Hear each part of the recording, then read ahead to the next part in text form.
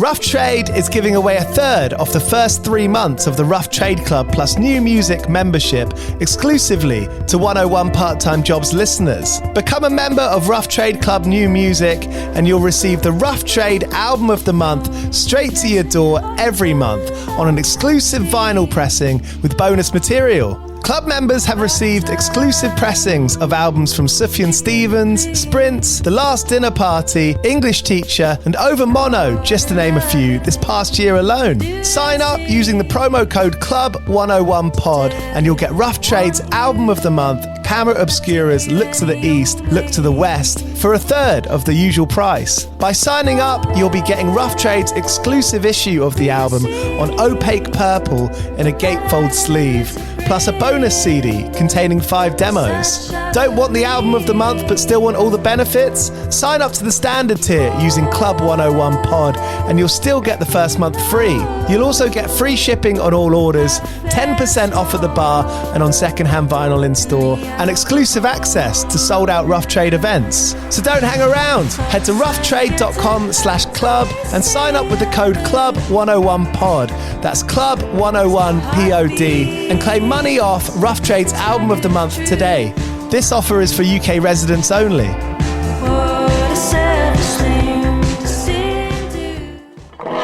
Do you play in bands? I did for the longest time. And I wish that I knew that DistroKid was a thing. I don't even think it existed back then. DistroKid makes music distribution fun and easy with unlimited uploads, and artists keep 100% of your royalties and earnings. 1 million plus artists rely on DistroKid to get their music on Spotify, Apple, YouTube, TikTok, Tidal, Instagram, and all the major streaming services. When you get DistroKid, you can see a DistroKid bank and withdraw your earnings. You get notified when you've earned royalties and you can withdraw via the app. And you can even check your streaming stats on Spotify and Apple. Get 30% off your first year on DistroKid by going to distrokid.com/VIP/101pod. 30% off for your first year. That's not bad. We know it's a tough world out there. Why don't you make it easier for yourself? And to get 30% off that free year as an artist, where you get 100% of your royalties and earnings, go to distrokid.com/VIP/101pod. All right, stay with me. I'll be right back after this. Everyone is talking about magnesium. It's all you hear about. But why? What do we know about magnesium? Well, magnesium is the #1 mineral that 75% of Americans are deficient in. If you are a woman over 35, magnesium will help you rediscover balance, energy, and vitality. Magnesium supports more than 300 enzymatic reactions in your body, including those involved in hormonal balance. From functional medicine doctors to mental well-being and female hormone experts, we all know that magnesium is the one mineral to improve all aspects of well-being and health. But which one? Magnesium Breakthrough from Bioptimizers, the trusted choice recommended by leading experts with 7 best-absorbed forms of magnesium to ensure your body receives the support it needs for overall well-being. Go to bioptimizers.com/balance today and use code BALANCE10 for 10% off. Support your journey to wellness at bioptimizers.com/balance. Magnesium Breakthrough from Bioptimizers, your foundation to optimal health and vitality. Judy was boring. Hello. Then Judy discovered ChumbaCasino.com. It's my little escape. Now Judy's the life of the party. Oh, baby, mama's bringing home the bacon. Whoa, take it easy, Judy. The Chumba life is for everybody. So go to ChumbaCasino.com and play over 100 casino-style games. Join today and play for free for your chance to redeem some serious prizes. ChumbaCasino.com. No purchase necessary. Void where prohibited by law. 18 plus terms and conditions apply. See website for details.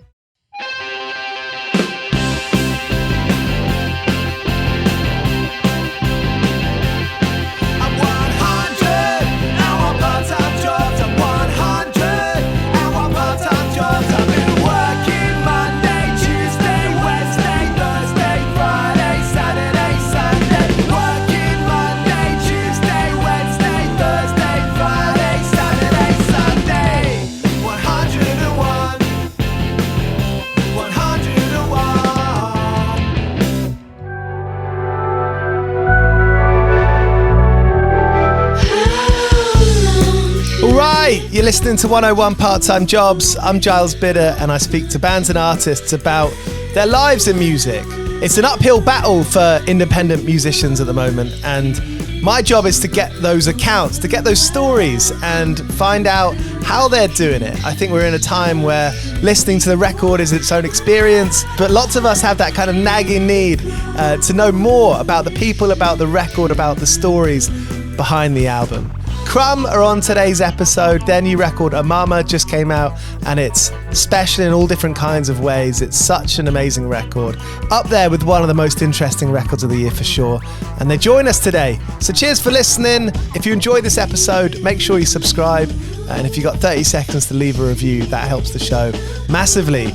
2000 Trees are our excellent sponsors in Cheltenham, here in the UK, in the southwest. From the 10th to the 13th of July, they've got a great weekend where the Gaslight Anthem, the Chats and Don Broco are headlining. Manchester Orchestra are playing. Spanish Love Songs, Better Lovers, Los Campesinos, Turnover. If you want to head to 2000 Trees this year, get your tickets from 2000trees.co.uk, and when you use the voucher code 101pod, you can get 50 quid off your weekend ticket. All right, coming up, we got Crumb on 101 Part-Time Jobs. 101 Part-Time Jobs. There was like a year or so before, or where I was doing a normal job and we were doing the band at the same time. It was like a full-time tech job, crazily enough. Hey. And I feel like that period of time was like so special in a lot of ways. And because it was so high stakes kind of, and just fitting in doing music in like the wee hours of the night or like whenever I could, was honestly like some of the most productive times for me. Right. Before I made the decision to quit and do it full time. I don't know what, Bri, at that point, I think you were still in school. Yeah, I was like the last one just about to graduate, and we kind of were like split. We kind of kept going back and forth between New York and Boston, and it was sort of this time of like hearing about potential opportunities and like wondering if that was the time to bite, especially for like Lila and Jesse and Jonathan were working at the time too. So it was definitely like, that was like 2017. Yeah, 2017. 2017, 2018. It was like a pretty quick, like, went from being kind of like, oh, this is a recording project and we'll probably do our, other jobs or school and stuff. And then pretty quickly it became like, okay, wait, we actually have to do this full time.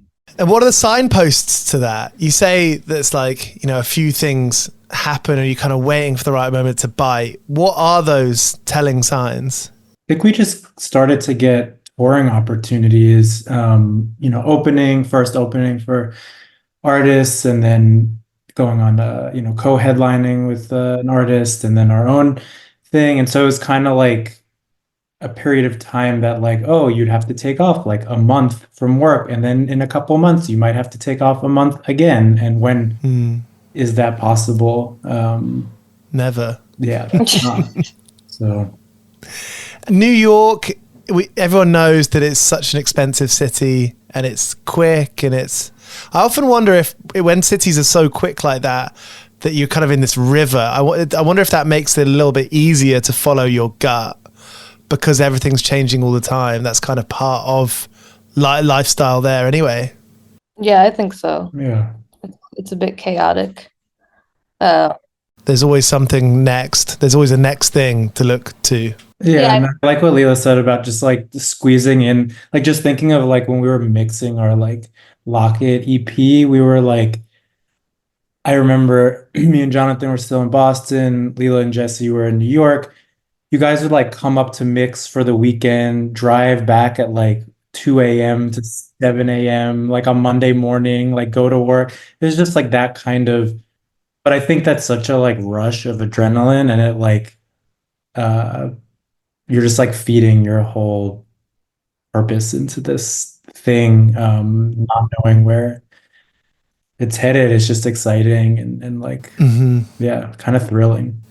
These kinds of ideas and that kind of idea of purpose and following that intuition, that thrill, is that something that you've been forced to look at? Because since 2017 is quite a long time ago now.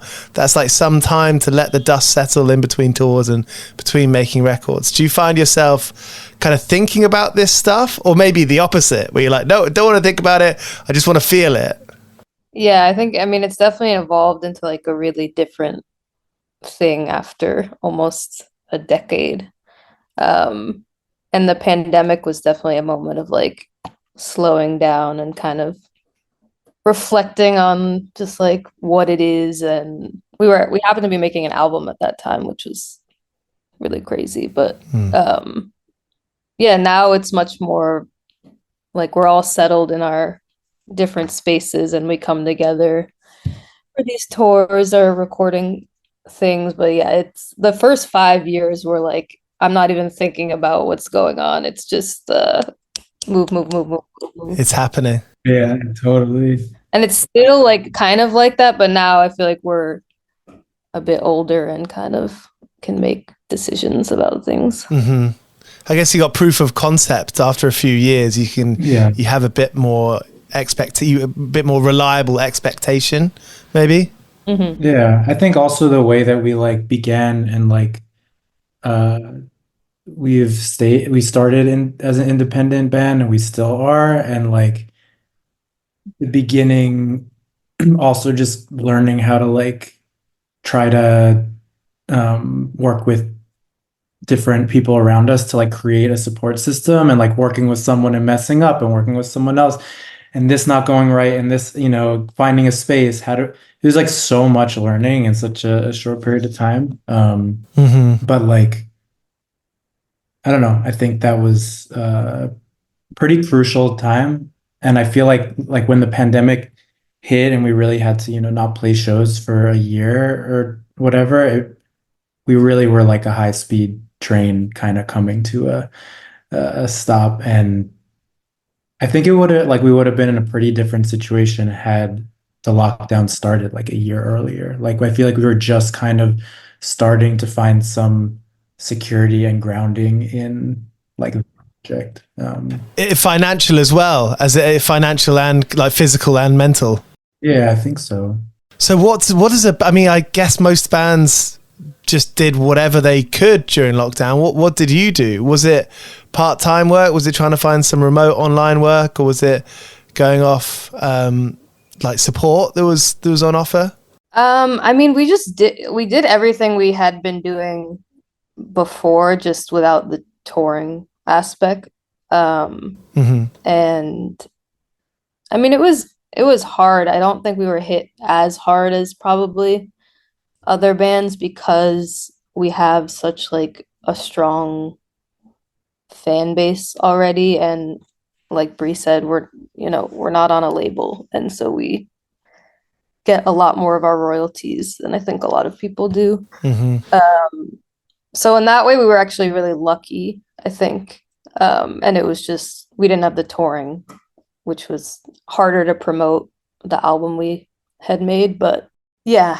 And I feel like we lost out on some, like, we had a momentum building in terms of just like starting to tour internationally, or like starting to make a little bit of a bigger, I don't know, spread out our fan base, and all that momentum got halted.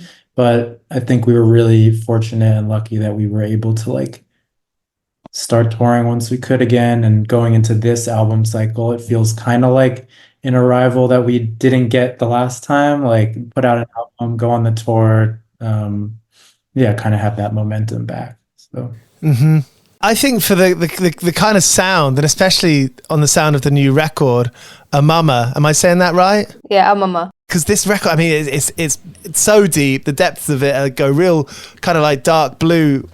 How long did it take you to make it, and was that the aim, to get to make something that felt like very like multi-layered?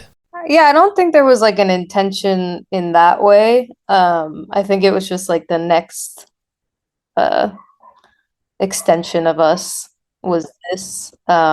definitely a lot of those songs I started like writing in those first crazy moments of the pandemic. And yeah, then we were just working on it over the next like a long stretch of time.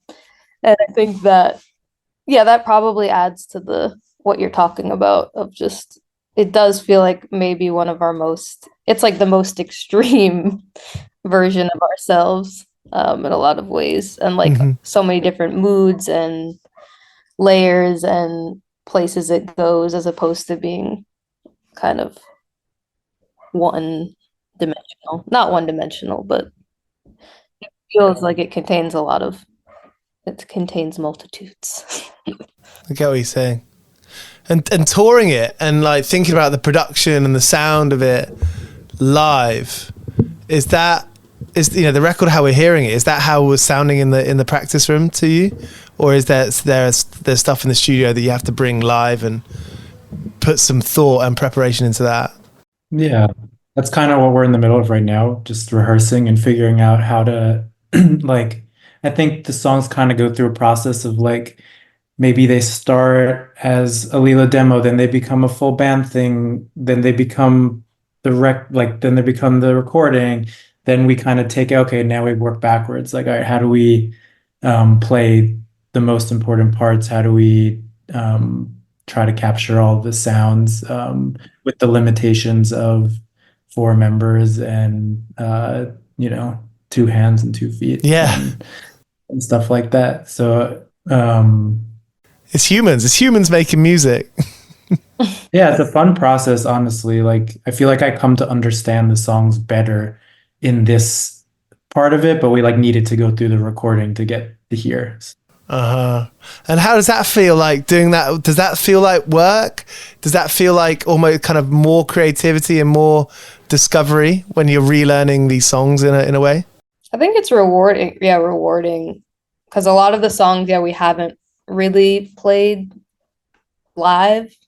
And just to be able to, yeah, bring that to all our fans and kind of a new way of experiencing the songs because our live arrangements and our live sound is just different than the recording, I think, in a lot of way. Like there's a lot more energy. Yeah. So that's just exciting. Yeah. And you get to share it. There's that kind of shared feeling between you and the audience. Do you remember the first time that you had that like palpable feeling, that first time that you connected with an audience? Is there one that stands out? I remember some of our first shows.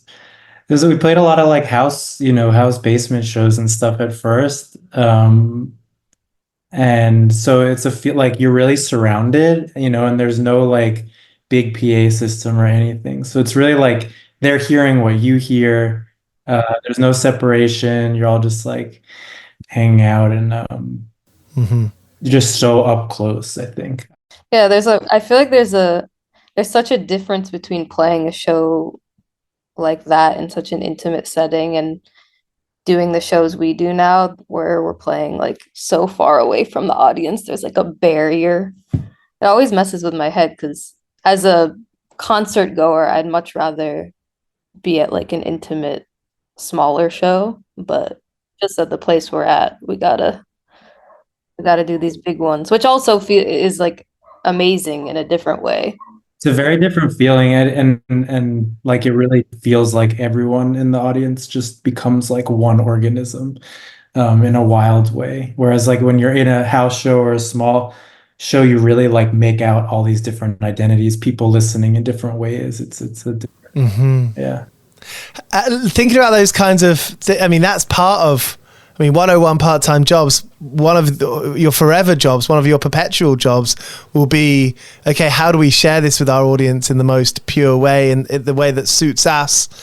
How do you bring yourself into that place? Yeah, I feel like, yeah, it can definitely get to your head, the like being perceived on stage thing, which is something it's like a journey to figure out how to present yourself and not feel like a clown or like I'm entertaining and just staying true to just yourself and not trying to I'm definitely not a performer that's like, you know, too crazy. I'm very like, yeah. I'm like a shy person, I think, in a lot of ways, but it is fun to like explore. It's just I feel like it's a different side of yourself that you just have to tap into and figure out.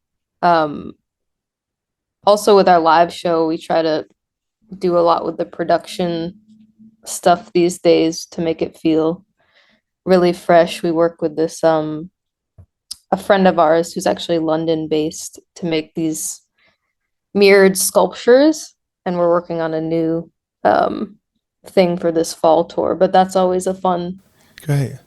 thing to do because I feel like the visual side of Crumb is a lot of what the fans love too, and so interpreting that in the live setting is really important for us. Those are sculptures made out of like mirror materials. Yeah, we had this last couple of years for ice melt. We had what our friend Parker terms Cosmo blooms. Essentially, these kinetic sculptures that open and close. They look like a mix between a flower and umbrella. That all have these mirrors. So when the light reflects in different ways, and they were different colors. And now we're trying to cook up something new. So yeah, that's definitely a cool part of it. And I think even like each tour, even just the like internal production that like is boring and we don't need to talk about, but like getting that stuff more useful and like so we can not be worrying about. I feel like there are a lot of years that went into like there's a lot of mechanics of performing too, and like something's going wrong in each show, and like that we're so like just kind of having that all like so streamlined that we can just be really free up there.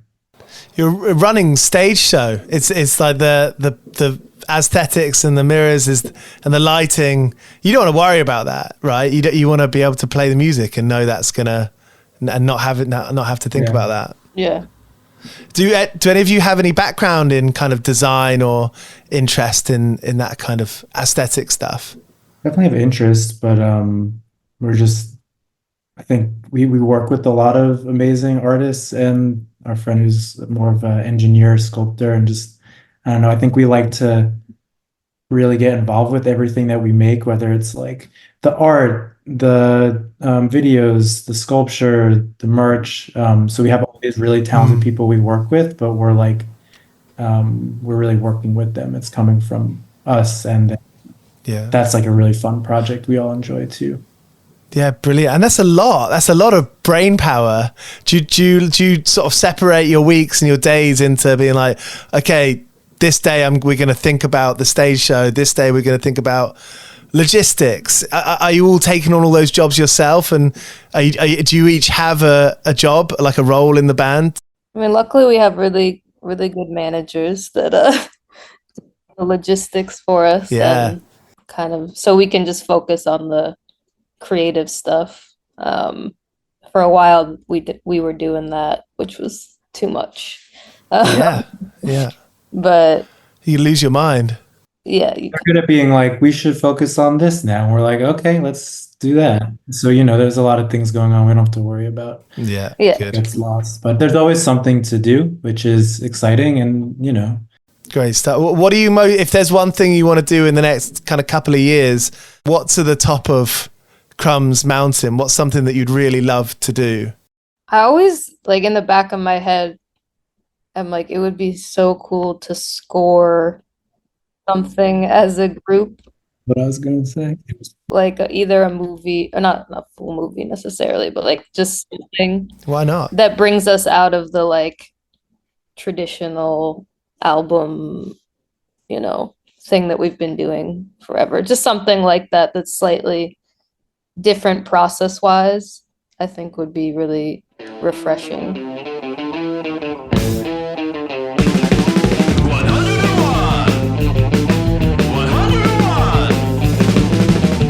101 part-time jobs. What are the sort of most memorable short or long-lasting jobs that you had during Crumb or before the band?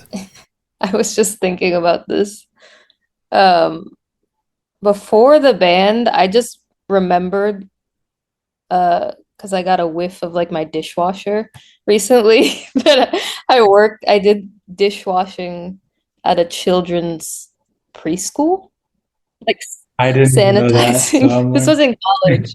like, It was so, or I don't even know why, honestly, I was doing it. But yeah, the smell brought me back to that. A lot of turkey dinosaurs. Yeah. yeah. I was working at like a cafe nearby. I wore a funny little blue onesie. Went in early, ate some good, ate all the things I wasn't supposed to eat while I was working. It was Oh yeah. Did you find it okay to get through the day, knowing that you wanted to play music afterwards? Where were your minds at in your respective jobs? yeah, it was just something I think I like hope was temporary and like I feel like I wasn't even thinking about being a musician, honestly, at that time. I was just kind of living, like yeah. doing it. Also, ice cream scooper, that was something I did a couple summers. Just remember. Hell yeah. That is a good one. Are you from New York as well, Bri, or Boston? I'm from New York, like the suburbs of New York, yeah. What were maybe you have totally different experiences, but what were your kind of expectations when you were turning 16 or 18, that kind of time when people leave, compulsory education? What were the kind of options that were kind of available to you? What were people doing? I think going to college, and figuring out what I wanted to. I feel like I didn't like, it's not like around me people were musicians in the way that we are. So I didn't really have like this particular path. I thought like, oh, if I became a musician, maybe I would like teach or like work on my stuff and have a different job and like, but the whole like touring, recording wasn't really on my mind. But I also feel like I never, not that I envisioned this, but I never was, it was always like year to year. Like I was like, I wonder where I'm headed. Like there wasn't some other thing that was going to make me satisfied. I was just kind of like taking it year by year and like trying to work at whatever I was working at and feel really grateful that I didn't have to make a choice almost. It's kind of a crazy thing. And yeah, I don't know. I feel like I continue to like, kind of live that way. Yeah, great.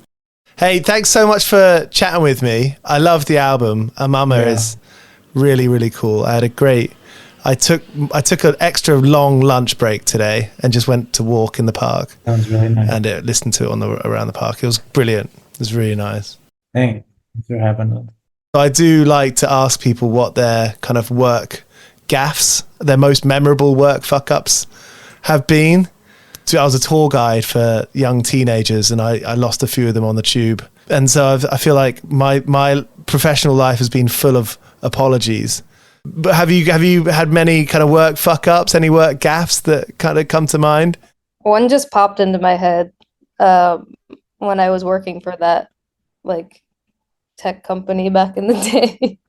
I accidentally synced my iCloud photos with like the company iCloud, and all my photos just uploaded so that everyone could see them for like, I don't even know how long. And then one of my coworkers was like, That's really funny. oh, I'm sorry. That's really good. Everyone can see them. I don't remember if there's anything spicy, but probably. Hopefully they let you know right away. Yeah. That's really good. How about you, Bri? Nothing that risky. Yeah, I just like had a lot of trouble remembering orders, I realized. That's something about me. I remember Michael Cera came in once and he ordered, and in like the most typical way, I couldn't hear him because he was really soft-spoken, and I thought that was hilarious. I had to have him like repeat himself several times. This is the coffee shop. Yeah. Not a gaff, but No, that's even better. Cheers for listening to this episode of 101 Part-Time Jobs. That was Crumb. Their new record, AMAMA, is out now. It's fantastic. Go and listen to it now. Shout out to our sponsors that keep us going. DistroKid. DistroKid is a great way to get your music out there. If you're playing in bands, or maybe your cousin or nephew, niece, colleague plays in a band and they want to put out their own records but don't know how, DistroKid is the best place to go. Get 30% off their first year by heading to distrokid.com/VIP/101pod and join 1 million other artists in taking their future in their own hands, getting their music on Apple, Spotify, TikTok, YouTube, making their own label. It's a fun, easy way to put your records out there. You can get 30% off your first year by heading to distrokid.com/VIP/101pod.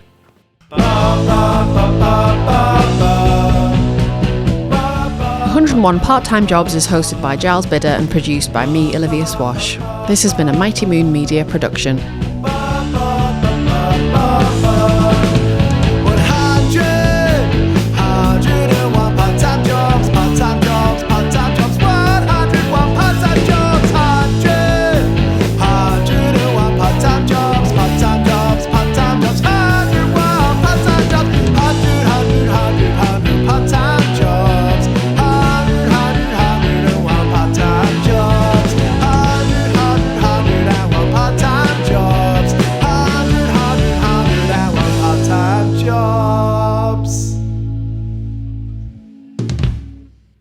Hello, it is Ryan, and I was on a flight the other day playing one of my favorite social spin slot games on ChumbaCasino.com. I looked over at the person sitting next to me, and you know what they were doing? They were also playing Chumba Casino. Coincidence? I think not. Everybody's loving having fun with it. Chumba Casino is home to hundreds of casino-style games that you can play for free anytime, anywhere, even at 30,000 feet. So sign up now at ChumbaCasino.com to claim your free welcome bonus. That's ChumbaCasino.com and live the Chumba life. No purchase necessary. VGW. Void where prohibited by law. See terms and conditions. 18+.